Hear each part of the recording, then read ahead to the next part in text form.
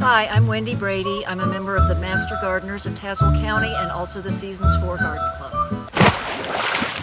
And I'm Jane Sorensen. I'm a Tazewell County Master Gardener and a member of the Seasons 4 Garden Club. Hi, I'm Sarah Bowling. I'm a Tazewell County Master Gardener and a member of the Season 4 Garden Club.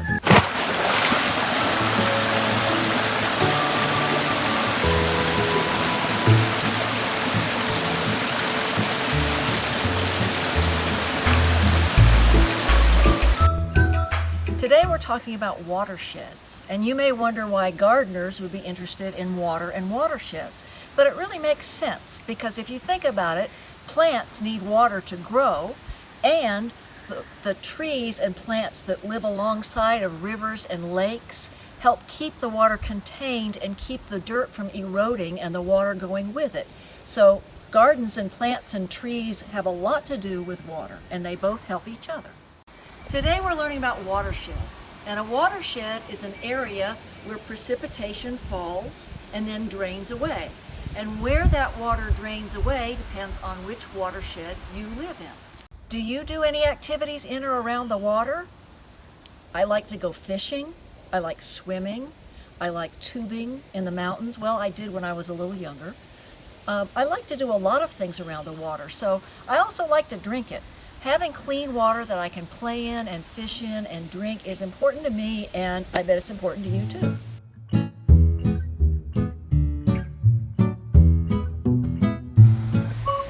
If you attend Richlands or Tazewell Middle School, then you are in the Clinch River watershed. And the Clinch River starts right here in Tazewell. This is its beginning. And this is this watershed right here that's in the cream color, and you can see that it's going to drain down the Clinch River into Tennessee, into the Tennessee River. And from there it goes into the Mississippi River. And it goes down through Alabama and Mississippi and finally out into the Gulf of Mexico and all the way to the Atlantic Ocean. If you live in Tannersville, your water drains into the North Fork of the Holston, which then drains into the Tennessee and goes on down. If you're from Aminata, then you're in the Big Sandy watershed, and your water is going to drain this way into Kentucky and Ohio and eventually hit the Mississippi and go down from there. If you go to the Graham schools, then you are in the New River watershed. The New River actually starts in North Carolina and goes north, which is unusual for rivers. And that water goes up into West Virginia, into the Kanawha, and then to the Ohio River, and eventually it goes into the Mississippi and goes down the same way into the Gulf of Mexico and out to the Atlantic.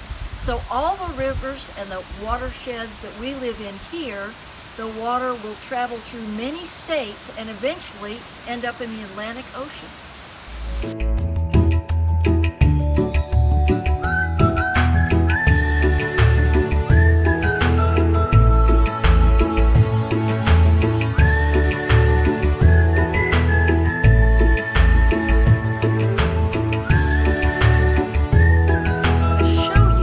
Water can move in a watershed. So I want you to put your hands out just like this, okay?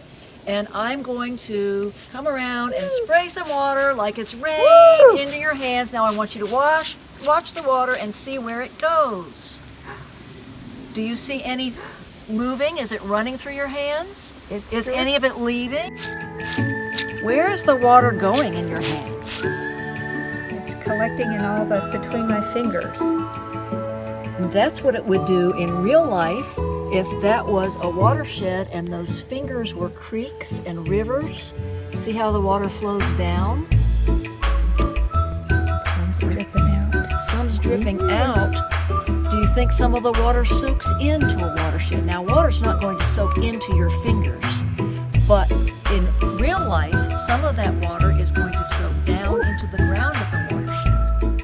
Talk a little bit about things that can end up in the water besides the water, and that would be pesticides and fertilizers and things that we might use in the garden or on the farm in order to help our plants. But what happens is sometimes people think if you have a little bit of something that's good, if you had a lot it would be even better. There's some other kinds of pollutants that might end up in a watershed? Oil, Oil, good. What else? dog poop, Dog poop. All kinds of animal poop can end up in the water, and that's not a good thing. What else? cigarette butt, Cigarette butts, plastic water bottles, right? All kinds of trash. yeah, Trash that we throw on the ground, it doesn't stay on the ground. It will make its way down into a body of water, and then it becomes part of all of that water moving eventually out into the ocean. But let's see what happens.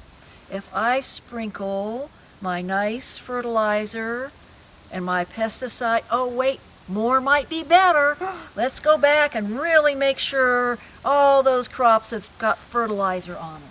And now it's going to rain.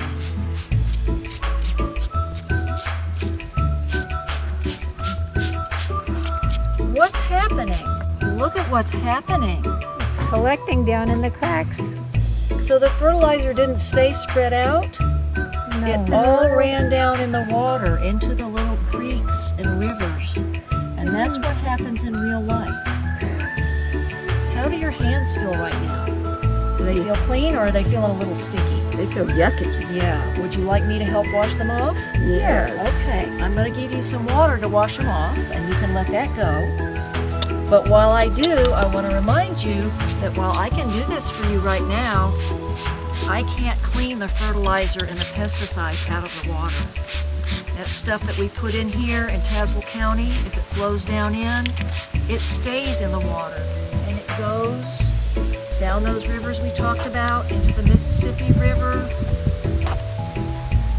down through all of those states, down into the Gulf of Mexico, and out into the Atlantic. The water carries all of those things with it. So when we're trying to be good protectors of the water, it's important that you read the labels on everything that you use.